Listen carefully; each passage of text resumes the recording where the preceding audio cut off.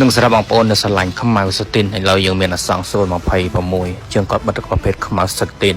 អញ្ចឹងក៏បានបិទមួយជុំហើយក៏បាននឹងហើយជន់តែមពីលើនឹងហើយដើម្បីមើលទៅពី smooth អញ្ចឹងបងប្អូនដែលស្រឡាញ់នឹងហើយបែបនឹងហើយស្ទីនអញ្ចឹងបងប្អូនអាចមើលម៉ូតូក៏រួមម៉ូតូនេះបានណាហើយម៉ូតូនេះគឺគាត់បិទខ្មៅស្ទីនមួយជុំនឹងហើយក៏បិទស្ទីនមួយជុំឲ្យជន់តែមបាទមើលទៅកាចមែនតើបាទហើយបងប្អូននឹងហើយដែលចង់ស្រឡាញ់បែបតា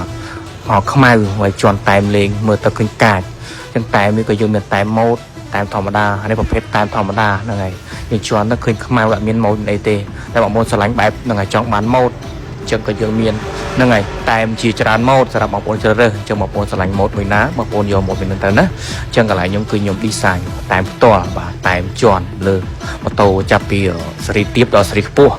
អញ្ចឹង